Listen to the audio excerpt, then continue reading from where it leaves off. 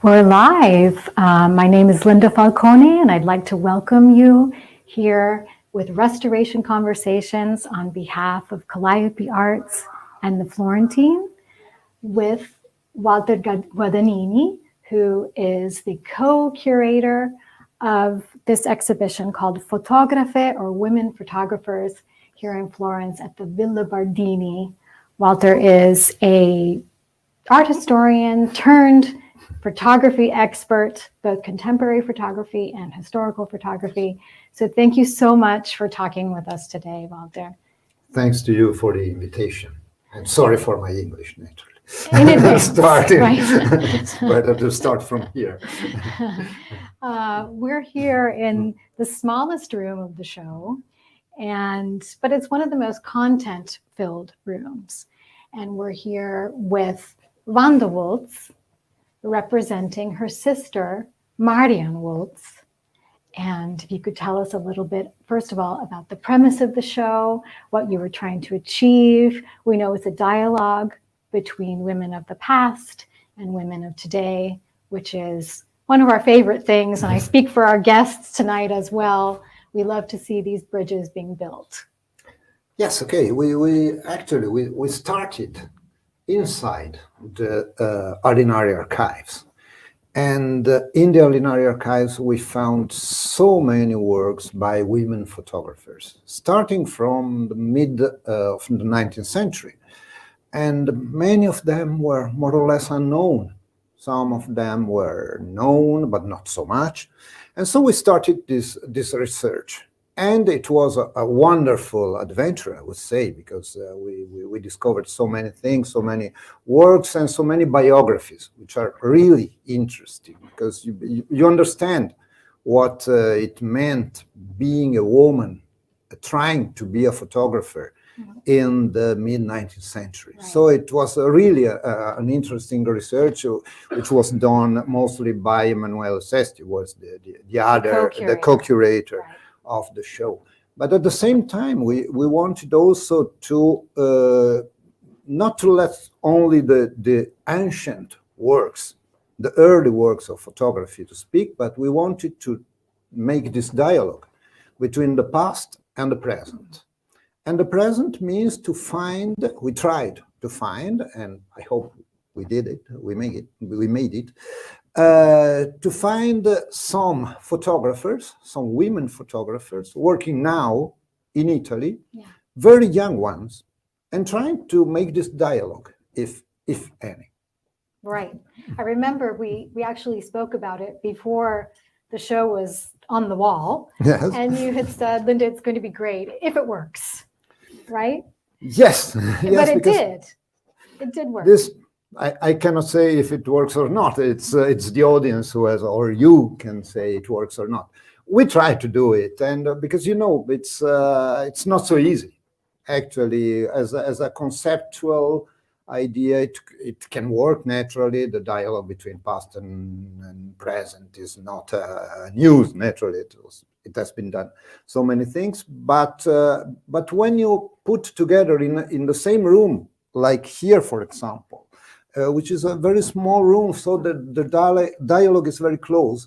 You never know what happens. Also because it's very simple, but here you have black and white photographs and color photographs, which is not so easy, for example, as a contact. And so we tried, and the most important thing I think has been to choose the right young photographers. Right. Because with the history, it's in some sense easier. Yes. Because you work on a stable ground, so to say. Right. While with the young photographers, it's much more complicated. Naturally, risky. It's really risky. There are 10 photographers. There are 10. They are in their between their 30s and their 40s, so they are really young. They are all Italian. We needed to have something in order to find some borders. Right. And but it's also interesting, always talking about biographies, because many of them are Italians, but they live and work outside of Italy, in Europe mostly. So also this says something about our contemporary world, while naturally the Wulz or the many others photographers coming from the past, they tell us about what was the world. Right. And it wasn't a very easy work for women photographers until 20 years ago, so to say. Right.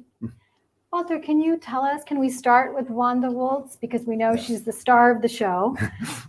Certainly the most famous photographs in the show belong to Wanda Wulz. And can you tell us a little bit about her and what she is trying to achieve with this self-portraiture? Yes, Wanda Wulz is actually, as you say, the star in some sense of the show. She is the most renowned one. But for example, here we see Wanda Wulz portraying her sister, Marion.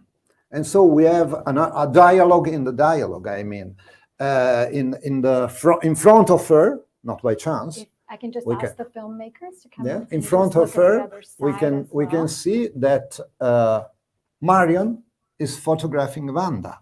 So it's a kind of self-portrait. Is a sister portraying another sister, and it's a very interesting story. Wanda was, so to say, the front runner of the two. Right. Marion preferred to be more in the rest, to be in the shadow. Wanda was famous mostly because of because she was one of the futurists. She was part of the futurist group. Yes. She did one of the icons of which we're going futurism, to see. yes, that we will see. Mm-hmm. But in general, with this exhibition, for example, we aim to show not only the very famous Wanda Wulz works or Marion Wulz works, but a selection of the big work they did in their career. We have to consider that the Alinari Archives own the whole archives of the Wulz sisters. Yes. So we had the possibility, the chance of doing a research in depth in these archives. Walter, can I just ask, there's something that calls my attention as we're looking from one sister to the other, and particularly, for example, if we look at the Egyptian pictures, and we see that, you know, they are playing with the camera, and they're playing with the exchange of roles, right? As author, as model, on both sides of the lens. And this is something that you see a lot in their collection, no? Yes, because you have to consider that they started as models for their father. Their father, Carlo, had a studio, a photographic studio in Trieste. Yeah. So they. Do you want to just take a walk to this side? Yes. So that yes. Perhaps why we can not? See. Yeah. Okay. Yeah. Sorry to interrupt you. So you're telling us that Carlo was working in Trieste. He was at the top of his game. Yes, and they were two perfect models for him. Then when he died, they took the studio. They continued their father's work.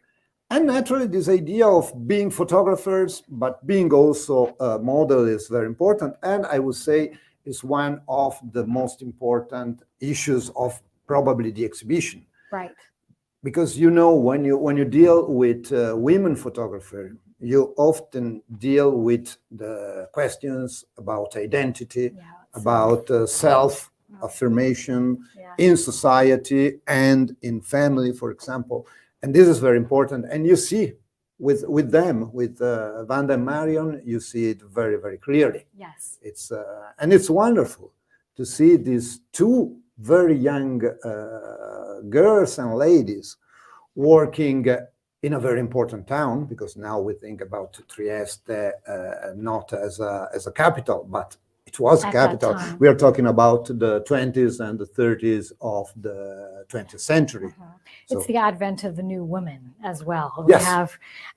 We have here the motorcyclist, right? And just to remind our guests, this is Marion Wulz, okay? And she is doing portraits of her sister, Wanda, the opposite of what we saw on the other wall.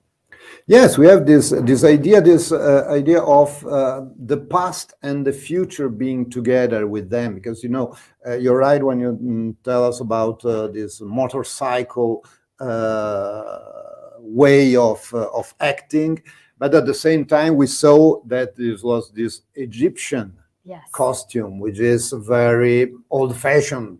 Right. Also in the 30s was already old-fashioned. So they are both, they look at the tradition, but at the same time they want to renovate it with their photography. We have to consider that photography was still a young medium. Yes. For us is or a classical medium. Yeah. But in the 30s of the 20th century, it was still new. Yes. I want to take a look at the contemporary artists, and perhaps it would be easier to start with Sofia. Yes.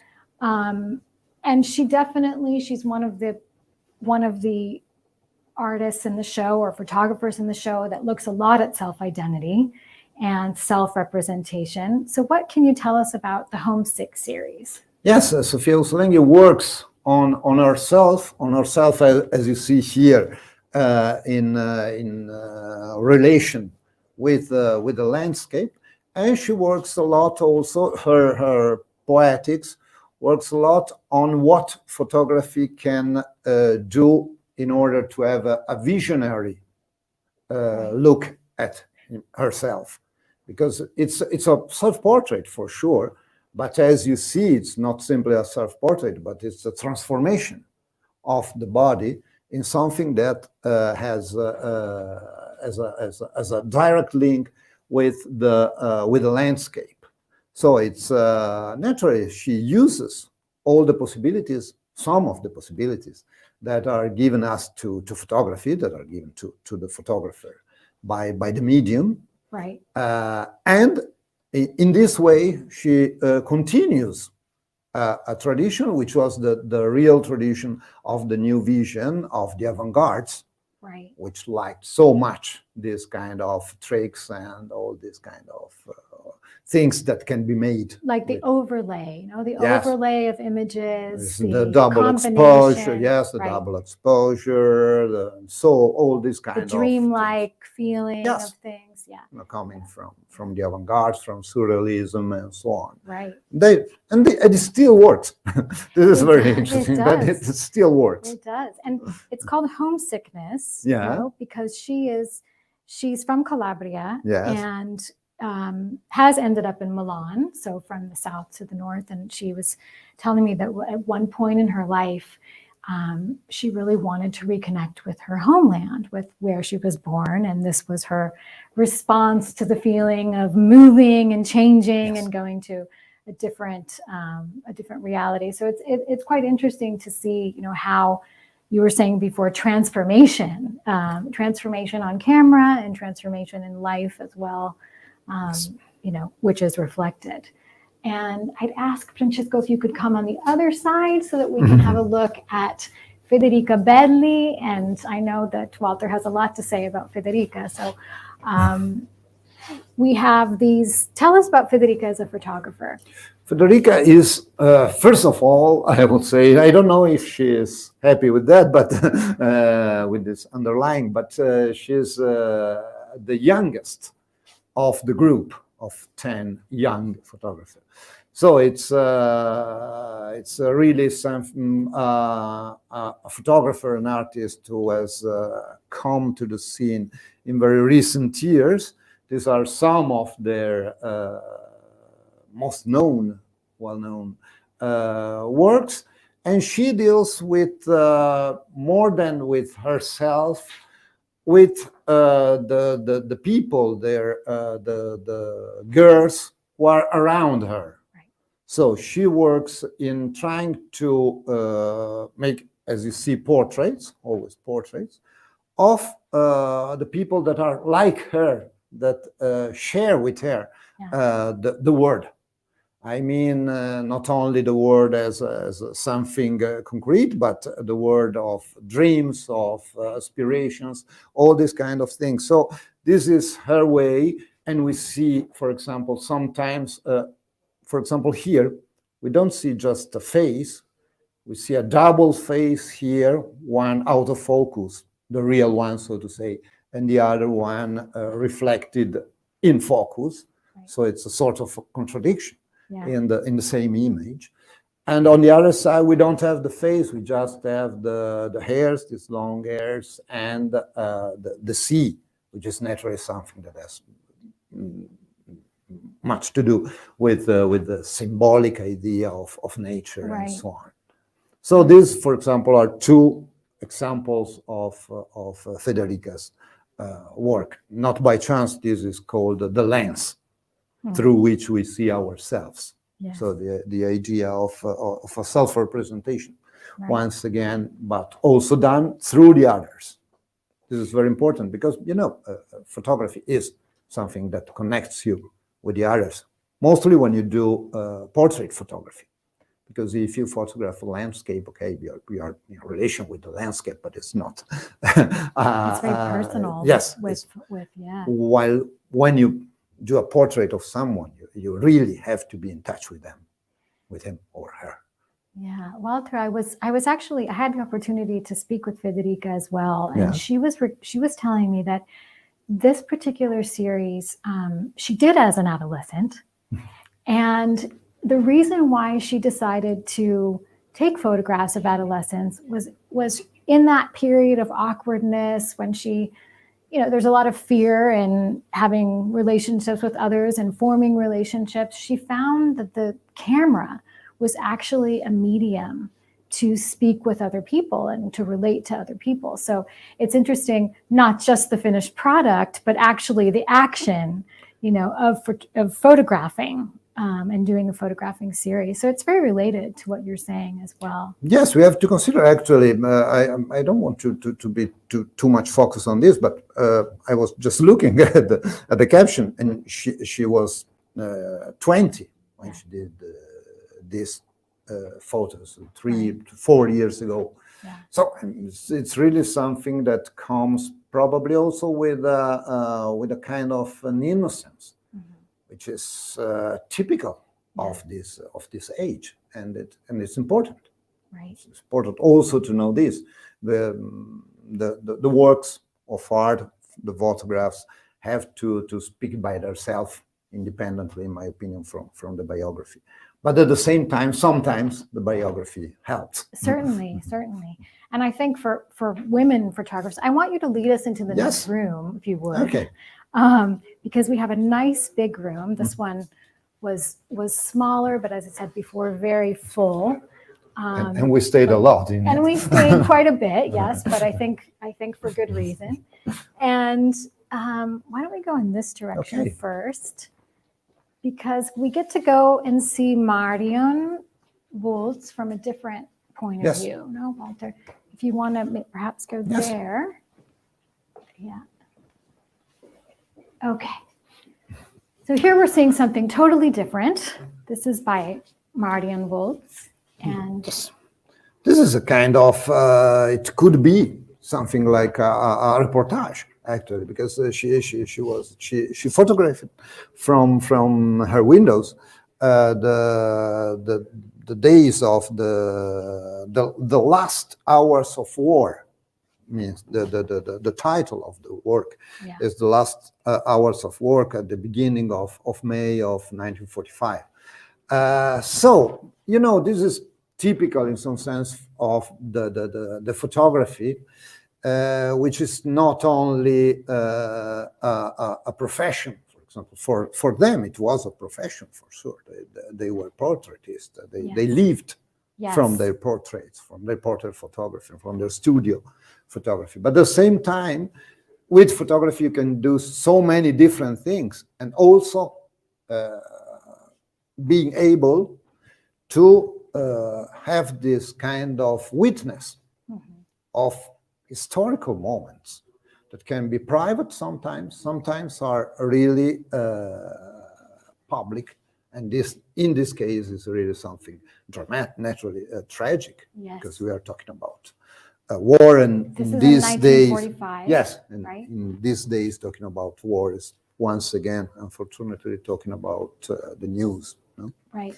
But in any case, we can see the difference of what you can do with a camera. And this is what I think we see in the whole Wulz section, so to say, but also in the whole exhibition. We have different uses of the camera.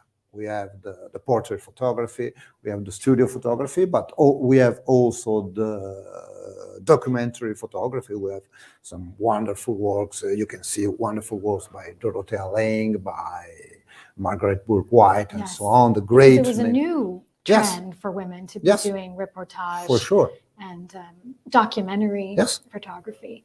The Wulzes stayed more in the studio, and in fact, this was from her window. Yes, right? She was inside. But yes, it's very interesting to see. I mean, here we have, this isn't exactly portraiture. Yes, a little bit more of Marion here.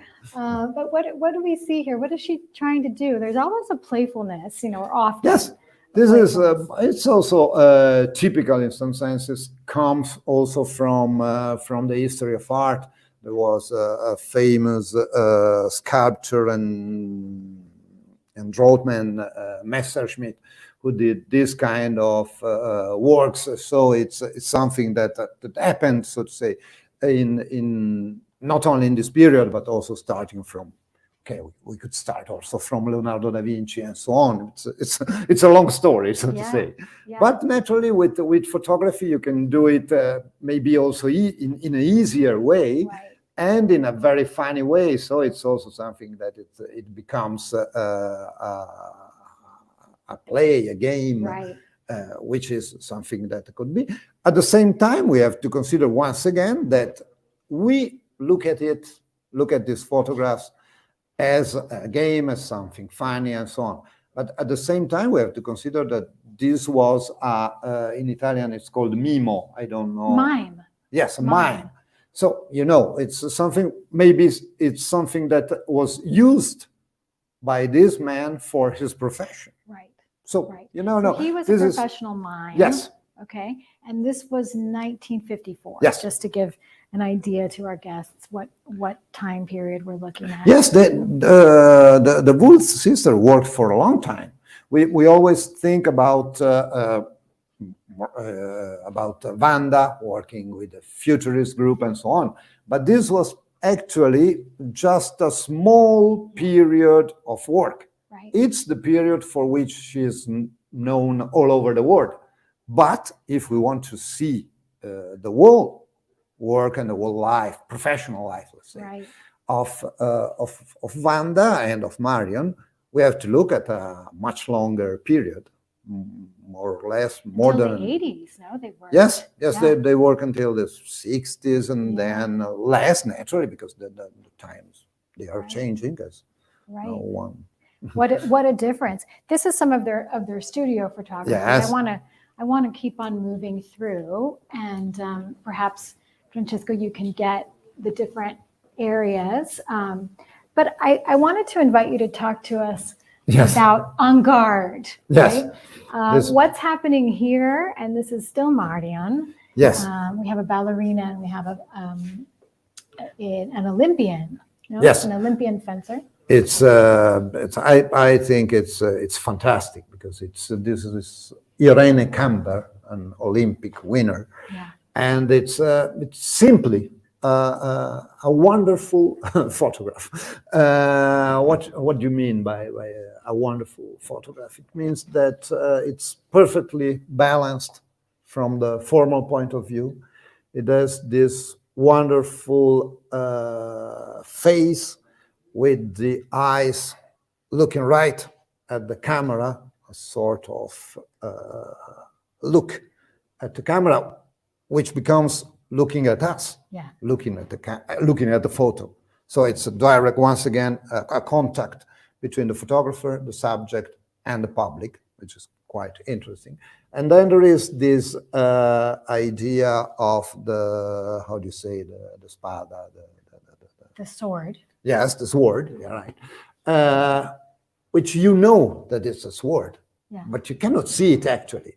It's just a circle but you know that there is something that it's a sword. So it's a wonderful portrait, really something that works. At the same time, also the dancer is very interesting because here everything is balanced. Here is balanced, but as a sort of something that is going out of balance. Yeah. And this is very, very interesting. That's why also we put them together. Naturally, they were two single photographs put together for, so to say, exhibition reasons. Right. But I think that it works. Seeing this works together, and you understand how this kind of staging photography can work on with this kind of subjects. Walter, I wanted to ask, because here we have women doing physical activity, yes, right? In a posed way, but still, yes, there is an Olympian and a professional dancer. And I mean, this is related in some way, to the period when women are starting to become athletes and professional athletes, and where there's more liberalism, let's say, women's bodies are appreciated in a different way, seen in a different way, represented differently, which we'll see later as well. But that's a point that I'd like you to touch upon, because I think it gives a different meaning to the photographs as well, because with our modern eyes, we think that that's normal, but this was actually quite revolutionary, no? Yes, you're totally right.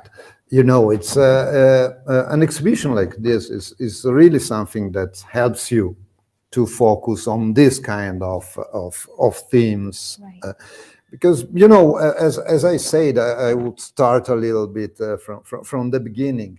When we looked at the first photographers of the mid-19th century, we understood that they were really people who were hidden behind their men, behind their husbands, and you feel the difficulties they have to impose their individuality, right, their personality. They were just, in some sense, some instruments working they were like the camera, so to say. They had no identity. Yeah.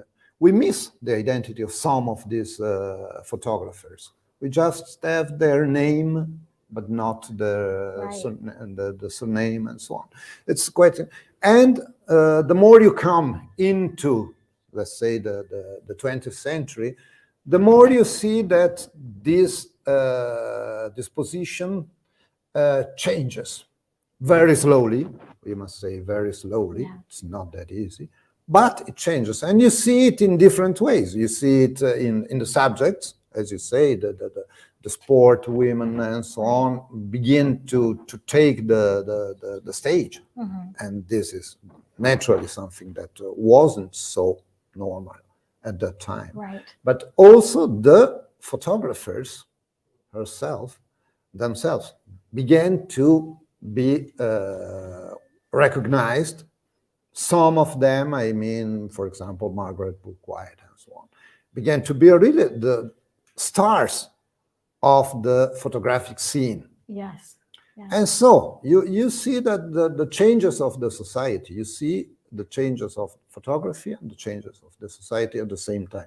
This is very important, and this is very, I would say, this is one of the reasons, because it's very interesting for me to work on photography, because photography is so related to society. Yes. And when you look at a photograph you look at the society. Yeah. And you see it changing very quickly. Yes. With photographs. Photography seems to change, yes, immediately. It's an immediate phenomenon. I wanted to ask if we could, because this point, and women being, I find it fascinating, the expression that you use, the women actually being the camera almost, yeah, having no identity besides being the lens. Yeah. There are a couple of examples that we'll find when we move into the show, and certainly I'll remind you to talk about Yes. that. But I wanted to, right now, sort of enter into the heart of the futurist dialogue. Yes. And to start with the founder of Futurism, who's Marinetti. Yes. And could you tell us a little bit about what we're seeing on this wall and Yes. in general? Okay, we have to think that probably Futurism was the first avant-garde movement strictly related to photography. Because if we think that Anton Giulio Bragaglia wrote his Fotodinamismo Futurista in 1914, it's the first time that, because Cubists or Expressionists weren't interested in photography at all. While Futurists naturally thought that photography was something new, Right. was something modern, was something. At the same time, they were a little bit suspicious about photography because it was too mechanical. Right. And they still wanted to have the artistic touch, so to say. And so it's very interesting, a sort of contradiction inside of Futurism. I say this because we see Marinetti liked so much to be photographed, Yes. for sure. Yes. Wanda Surprise. yes. Wanda did a wonderful portrait of him, because this is a wonderful portrait, and I'm sure he was satisfied Yes. about the very serious and face he has here. But at the same time, we see that we see that the real, so to say, futuristic language in photography comes out in the 30s. Yes. So quite late. Right. Actually, if we think so 15 years more or less Yes. after Yes. Bragaglia wrote Yes. the manifesto, Yes. let's say. Okay. Yes, so it's a complicated story. It's a story. It's a very typical, I mean, Italian story where the theory is very avant-garde, but the practice is not. So it's much more conservative, so to say. And it's quite interesting. In any case, Van der Wulf did this series of wonderful works like this one, this Viennese dancer, and in which we see the very typical subject of the modernist culture, right. I mean the dancer, and at the same time the very typical modern photographic language, which is done by this kind of, once again, as we talked about, Sofia Uslenghi, these double exposures, these works in motion, and so on. Yeah. Everything that gives us the idea of movement, of modernity, of mechanical, everything that was very liked in those years. The age of the machine were called these years. Yes. It's not by chance. I think this is important to sort of concentrate on, because you just summarized with modernity, with speed, with mechanical elements, you know, the goals and we could say the guiding principles of futurism.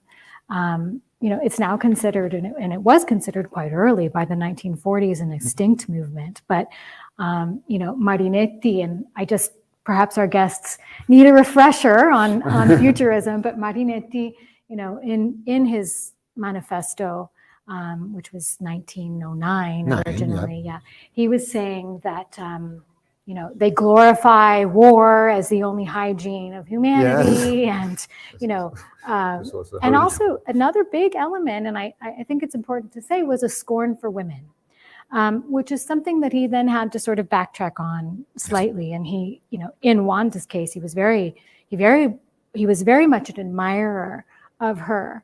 But it was a very sort of militaristic and you know, violent movement in some ways.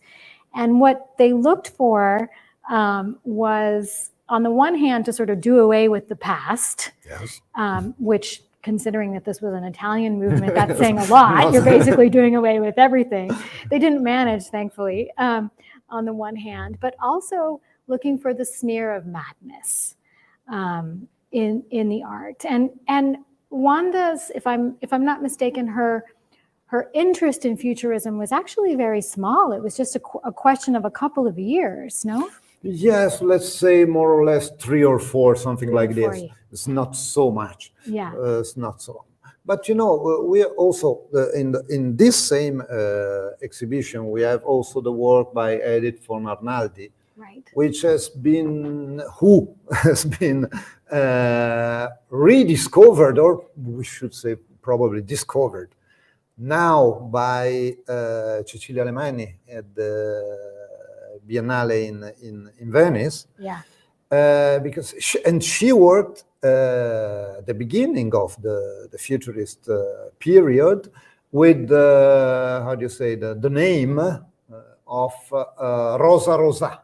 Pseudonym? I think yes. It's a pseudonym. Yes. No? Of Rosa pen Rosa. Name. Yes, pen name of, and this is quite interesting too, because she started as a writer and a draught woman, and then wrote also some, so to say, proto-feminist novels. Yes. It's quite interesting. We don't have these ideas in as far as we know in Wanda Wulz.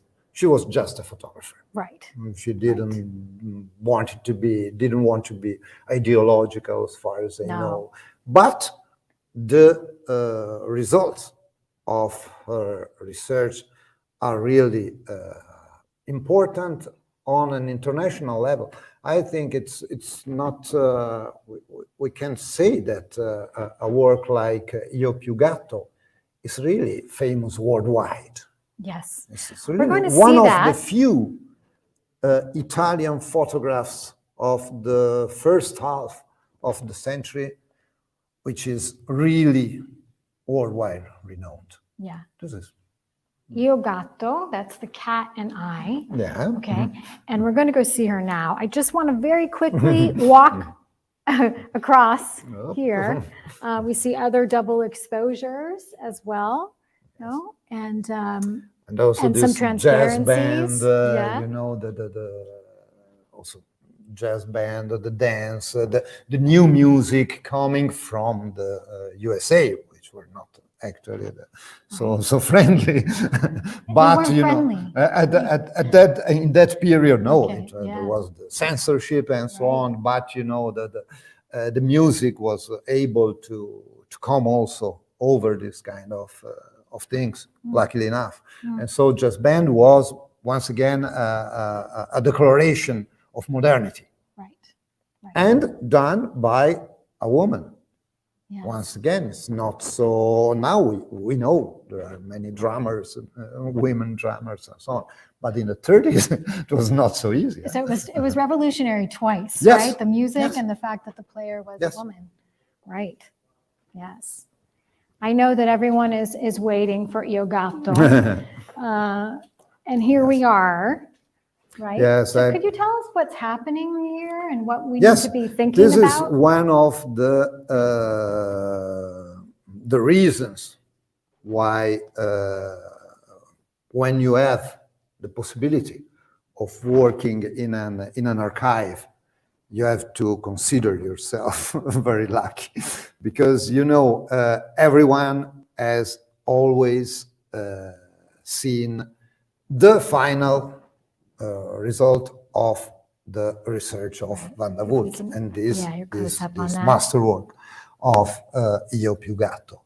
But we have here the chance of seeing how it was done. Pre-Photoshop, right? Yes, without Photoshop. Yes, no Photoshop. It came 50 years later, more or less. So it's and you see here we have the two single prints, so to say, the self-portrait of 1932 and her cat, simply her cat, nothing more than her cat, and it's very nice the title. Yeah, can you show us the title? Gatto less I. Yeah, gatto minus I. Minus I. Yeah. While the final work, you see here the two negatives, the two silver gelatin negatives, with which she did this final masterwork. So we have the whole process, so to say, and I think it's really fascinating because it's like being inside the studio. Yes. And this is one of the great fascination of working in this way when you have the possibility, and that's why also we have to take care of the archives, conserve it, and do all that we can do for better study this kind of things, and have the possibility also for the future, naturally, of continuing this kind of studies. So I think our guests are so happy about what you just said. This is very much. That's what I think. Yes, it's very much sort of the heart of restoration conversations, and what we try to do, right, is to conserve and exhibit and study. And I do want to mention Calliope Arts in this case, because this room and the Wanda Wulz and Marion Wulz archive, together with the archive of Arnaldi that you mentioned before, are being rediscovered and studied thanks to a grant for the Alinari Archives. So it's very important that this work, the public sees the exhibition, but as you said, it's very important also that we think about what's happening in the archives. And from Alinari's point of view, it's a way of looking also at the backstage. Yes. And I think it's always fascinating in the arts, in the music, everywhere the backstage is interesting, in my opinion. Definitely. Listen, I'm asking you to lead me, if you don't mind. Yes. And we have a nude here, just very Sometimes quickly. it happens. Sometimes it happens, exactly. But this is Wanda's. Perhaps we could just look at it with the camera, and I'll keep leading you on to this other part of the. But we have our poster girl, right? And she's been seen all over the city for the show, which is partly here in Villa Bardini and partly up at Forte Belvedere. Yes. And she doesn't have a name, if I'm not mistaken. It's a portrait. It's a portrait. Maybe future studies can give us the name, but I think that also this the anonymous woman is fascinating. Is someone who comes from the past, for sure, because it comes more or less from the end of the 20s. 1928, But it's still so a contemporary face. I think it's not, and at the same time it's a face with how do you say, with no time. Timeless. Yes. Sorry. Beginning. She sure is beautiful. I know. I said, thank you for your English. It's rough, no? We'll go into the next room. I think we have some contemporary photographers, and then we have some early photographers as well, that we can have a look. And tell me a little bit about the Alinari Archives. Well, the Alinari Archives are one of the excellence, I would say, of Italian culture. Because it's one of the most important archives of the world, I would say. It's a wonderful history also. The one which started in the mid 19th century and arrives till now. That's also why we were so convinced in doing this exhibition in this way. Right. Putting in dialogue the history and the now, the past. So from the mid 1800s, so basically the advent of photography, and the Alinari brothers, right, to today. Till today, in different ways. Naturally, now it's an archive. The Alinari is just a name, so to say. But at the same time, it's a name which resonates with the beginning of photography, with something that started from here, because we have to think that the Alinari with their work changed, for example, our idea of history of art. Because the history of art became something different after the work of the Alinari. Henri Marot and Le Musée Imaginaire tells us this. Yeah, the Alinari spent a lot of time photographing Italy. Yes, and photographing monuments, right. The churches, the works of art, Yeah. paintings, the frescoes, and so on. And all these kind of things was, for the first time, it was really art for everyone. Yes.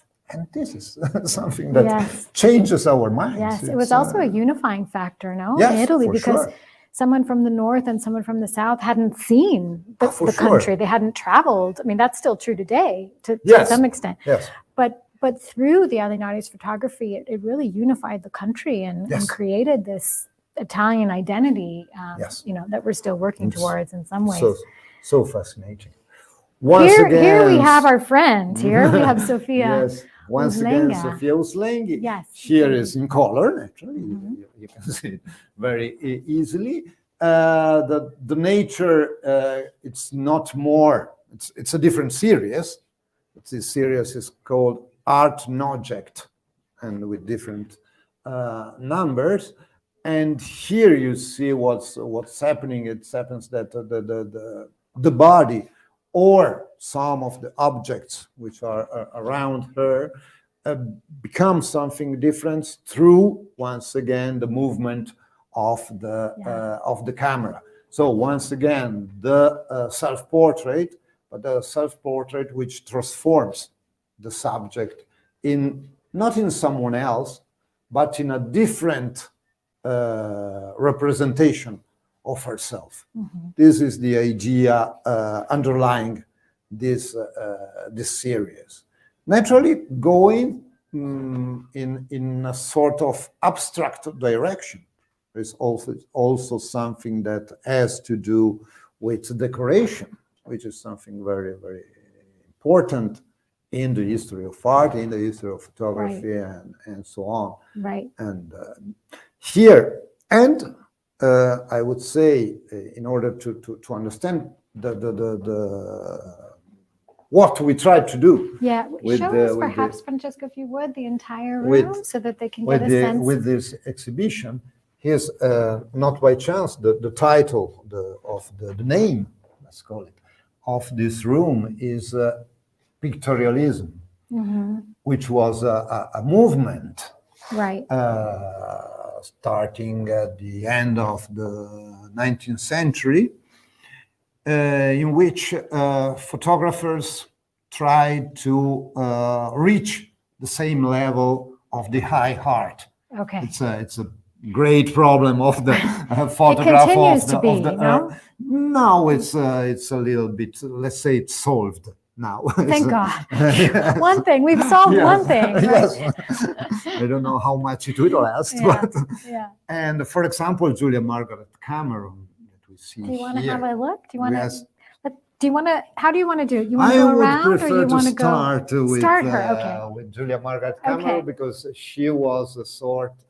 She has to be considered actually the mother of pictorialism, not only as a woman photographer, but as a photographer right.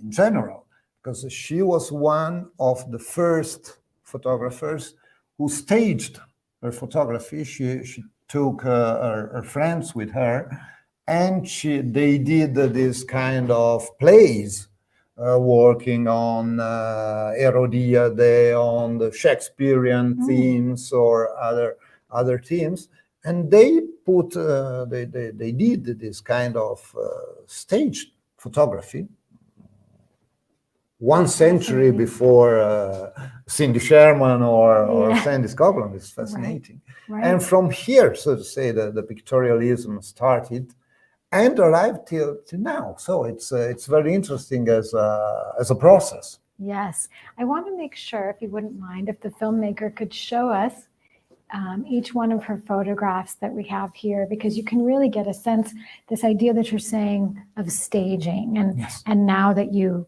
have said actually her objective was to make photography into a fine art. Yes. Or at least have it on the same level. Yes. It's really important. And it's interesting also, once again, the biography of Julia Margaret camera is fascinating.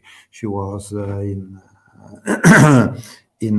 England, and she received her first camera when she was already a lady. Was not a young, was not like Federica Belli. Yeah. And she started to work, and in very few years, she became so famous that the Victoria and Albert Museum dedicated her a room, a studio. She had her studio at the Victoria and Albert Museum. Wow. So, yes, and it was one of the first acquisitions of the Victoria and Albert. And it's a fascinating story. She was friend with John Herschel, the astronomer, with many poets and painters from the Pre-Raphaelite circle. It's very fascinating. Right. And then she went to Calcutta. So many interesting stories also with her. Amazing, and probably a connection to here. No, did she travel here for a period of time, or am I wrong? No. As far as I know, I would say not, but okay, you never know. That's interesting. That's interesting. Could you just, if you would, Francesco, if you would get those Yes. pieces, no, because we don't want to miss them. And on one side there's a girl, and on the other side there's a boy. Yes. Yeah. Yes, because it was also a way to show the photographs and to do this kind. It was at the same time a photography which wanted to be artistic, as we said, but at the same time was very private. Right. Something that was related to an individual experience. It was the period when the photographic album began to be spread all over the world. Too bad it's no longer. No, it's no longer in style. Now we have just the files in our computer. Yeah, it's too bad. No. For those of us who love paper. I just want to show the woman with the dog, because we need. We know that we need equality. We need equality. I don't just want Cat and I want woman with the dog, right? Because this is Madame Dora. Yes. Okay, and there are a couple things you can tell us about Madame Dora, more than a couple. But I wanted to show our guests that this is Elsa Schiaparelli, who you'll know from the fashion world, and she was a rival, I guess we could say, of Coco Chanel, and very, very famous. And I want to particularly stop here for the most personal of reasons, which is that she invented hot pink, what in Italian you call shocking pink, which I love the name, shocking pink. And she looks so demure in this photograph, this young photograph when she was in the 20s, no, in 1926. Yes, in the 20s, you see, this is a typical way of photographing of the so-called pictorialist period. The autofocus, you see that she is not perfectly on focus. She has this she's fading. Yeah. You have some just the glimpse in the eyes, and then the rest is fading. And this is this idea once again of being timeless, which is typical from this period, and is typical from this period of fashion photography. Fashion photography is one of the most important ways of spreading photography all over the world. We know very well, if we think about the most famous photographers of the world, many of their names come from the fashion photography. Yeah. So, and also because the subjects are very famous. Yes. Schiaparelli and many others, Coco Chanel, and on and on. And here we have these 4 works by Madame Dora, and one from Gitta Karel, who was an Hungarian living in Italy, and she was a real superstar in the fascist period. Naturally, being a superstar in the fascist period was not so lucky for her after the fascist period. Right. But she was, but at the same time, she was able also to photograph the late Pope John 23. So she And was the able. royals But yes, and the but naturally. politicians. Yeah. But in any case, this was this idea of the photography of the rich and famous. Yes. No? Yes. It was the rich and famous of the time. And the photography. Madame Dora was a Viennese photographer, but who worked in Paris. She worked first with her husband, who was Arthur Benda, and then she left and had his own studio. So this once again an history of a woman, which was first strictly linked to her husband, and then to her. Did she sign as her husband initially? She signed. We have here the right image. You have Dora, Arthur Benda, Vienne. You have the three names. The three names. The studio was Dora. They really are beautiful. And they are very fascinating. They are. They're just beautiful. Timeless is a word we have to remember.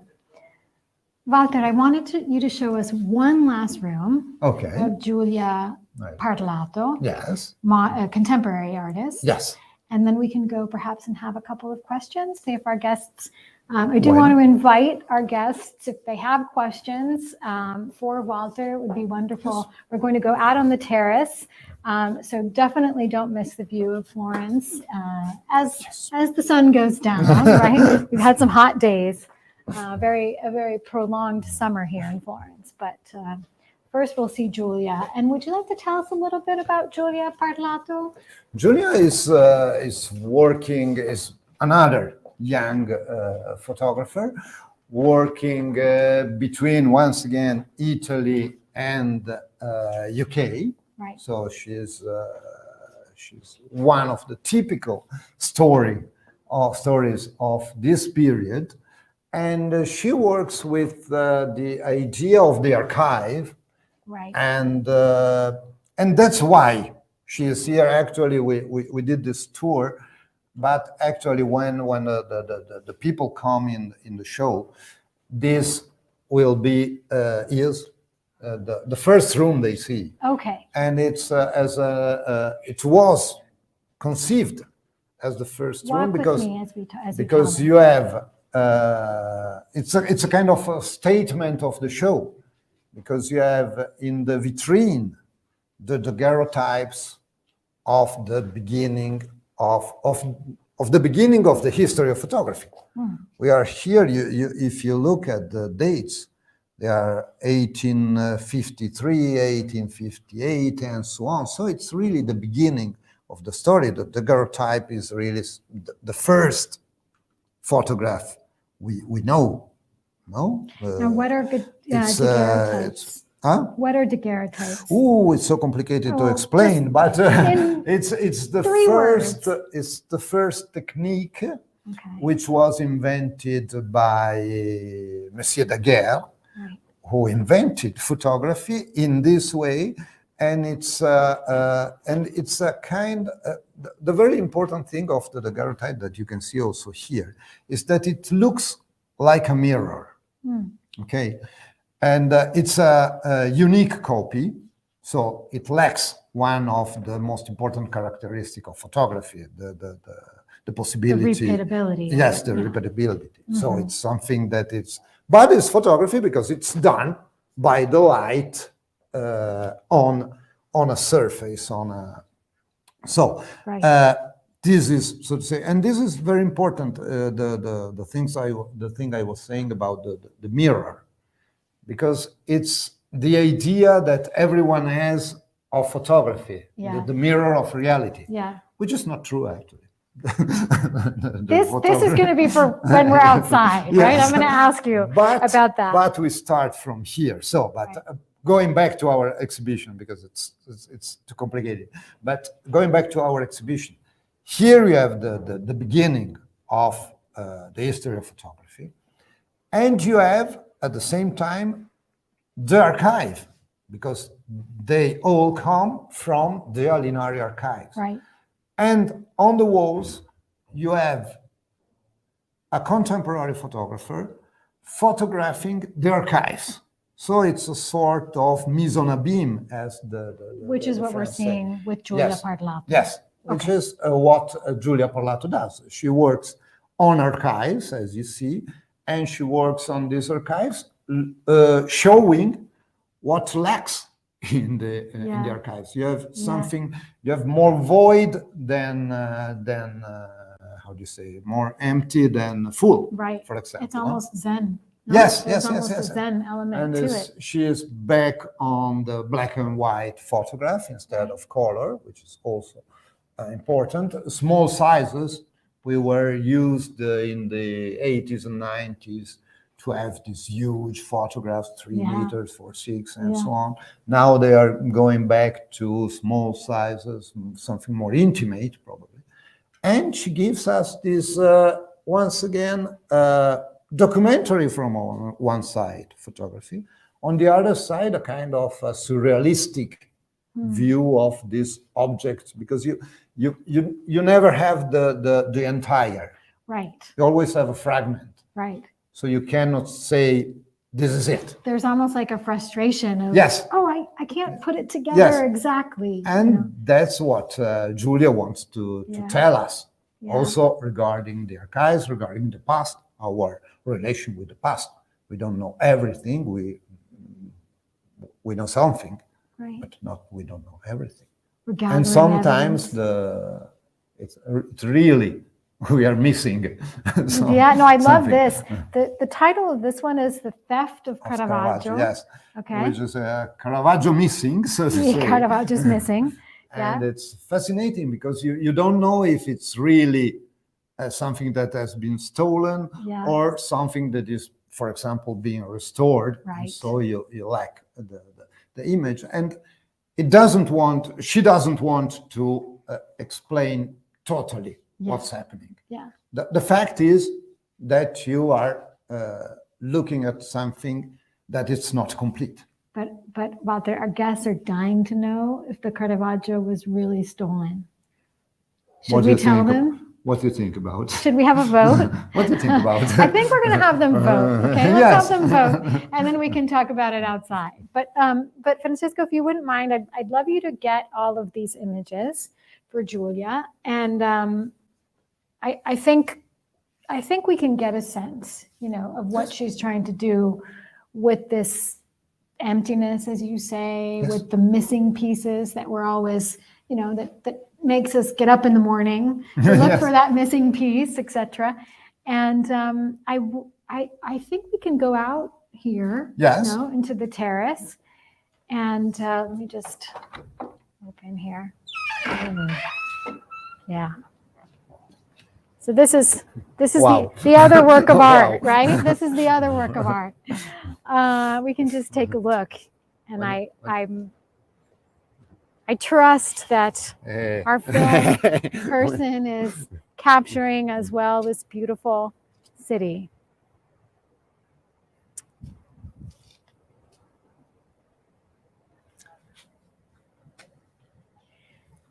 So here we are. This is where the Villa Bardini is. Yes, right. It's not bad. It's not bad. It's not bad. This is a good day, right? Yes. And up, good weather. Good weather, exactly. Up a little bit further, we have Forte di Belvedere, which is the other side of the show, the other part of the show. So those of you that are in Florence, do go up to the Fortezza, and you'll see mostly contemporary works.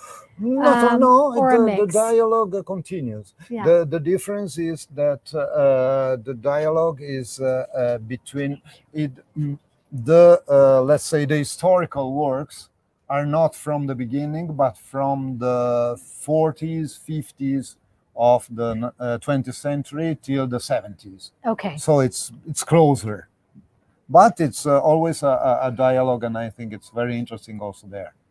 I would Yes. really recommend to see both. Really, yeah, it was hard. So a hard decision which one to look at with our guests.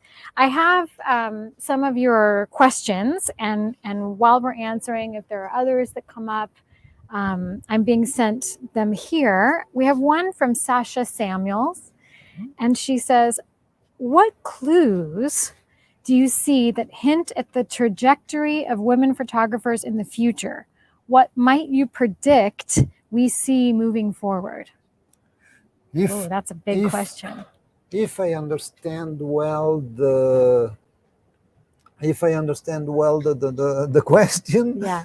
I would say that my dream is that we don't need to do this kind of exhibitions anymore, because we won't talk about women and men, but simply we have reached a real equality, and so we won't need to have this kind of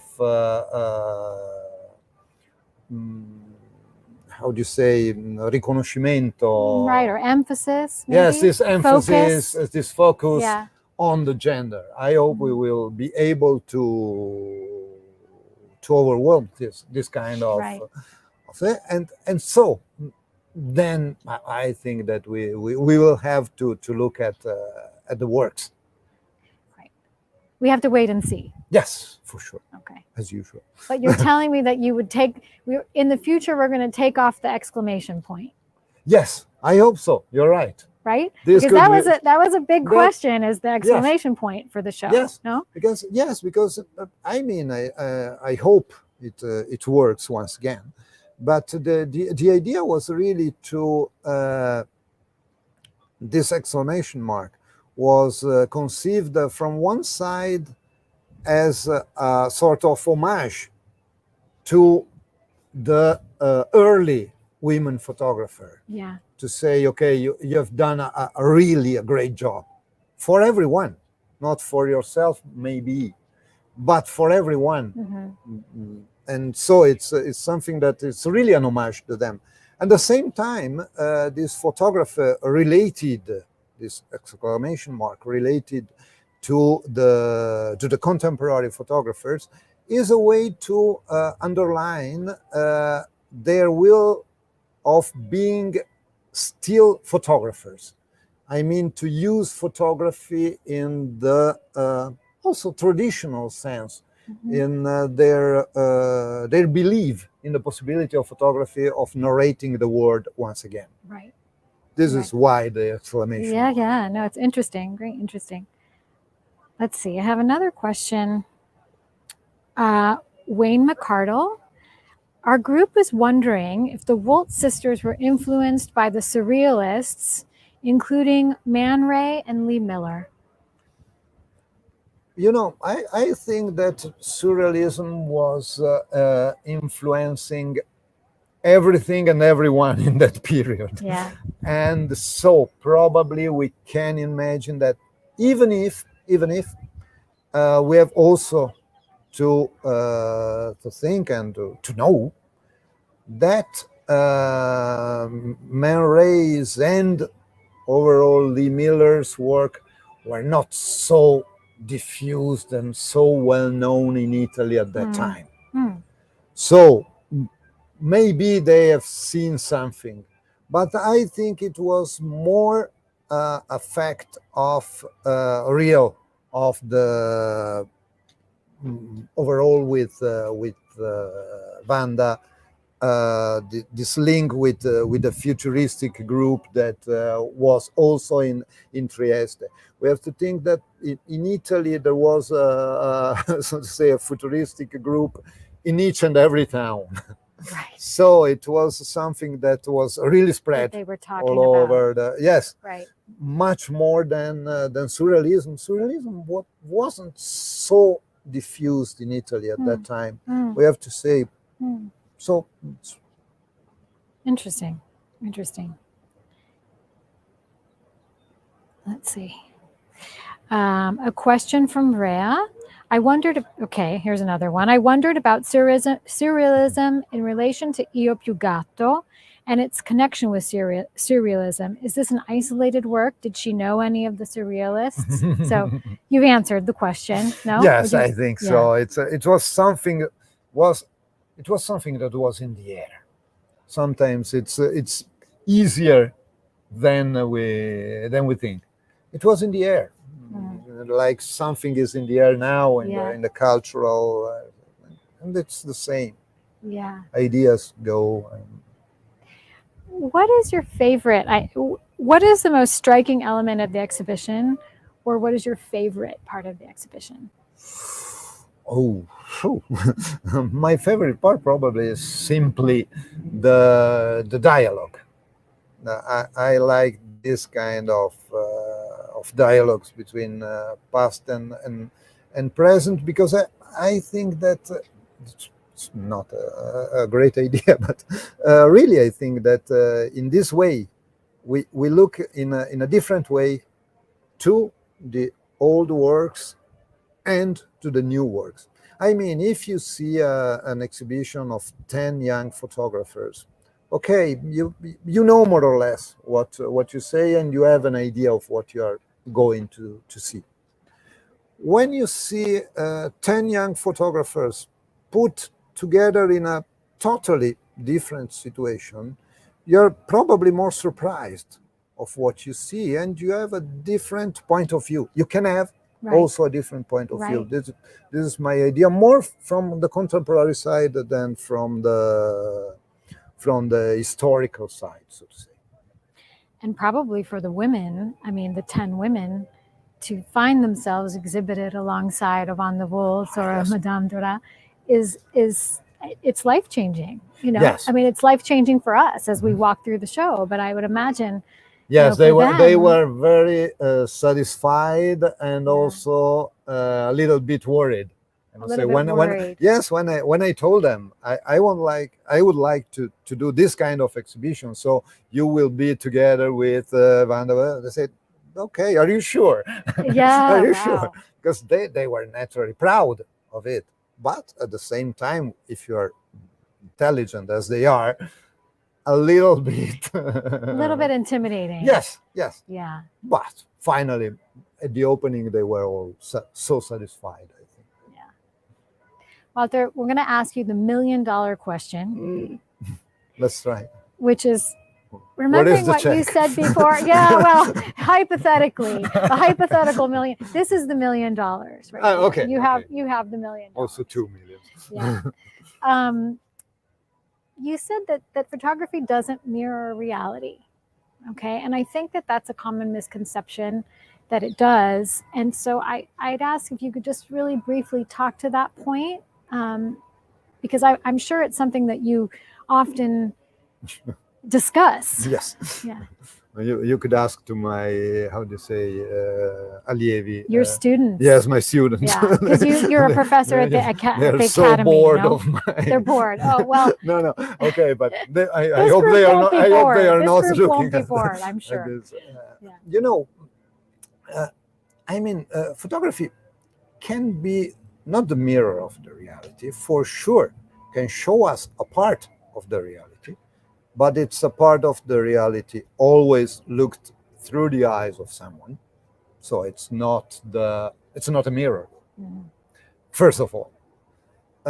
Secondly, I'm convinced that with this idea of being a mirror, photography has been able, during this more or less 2 centuries, to tell us the biggest lies that we ever heard and that we ever saw. Yeah. So this is what I think about photography, is sometimes it's really something that tells you what's happening in front of the camera. Right. But so many times the photography tells us what's in the mind of the photographer. And I think it's so fascinating, this ambiguity. I think that the word I like best to define photography is ambiguity. We have the music coming up. I wonder, Suddenly we have music playing, Yes. which means it's the end, Yes. right? When the music comes on, we have to say goodbye. Yes. Walter, thank you so much. It's really been a pleasure and an honor to speak with you, to see your show together with Emanuela Sestri, and you know, 1,000 of these days, really, as they say in Italian, cento di questi giorni, let's say 1,000 di questi giorni. You know, to the Alinari Archive, to the Alinari Foundation for Photography, Calliope Arts, the exhibition donor.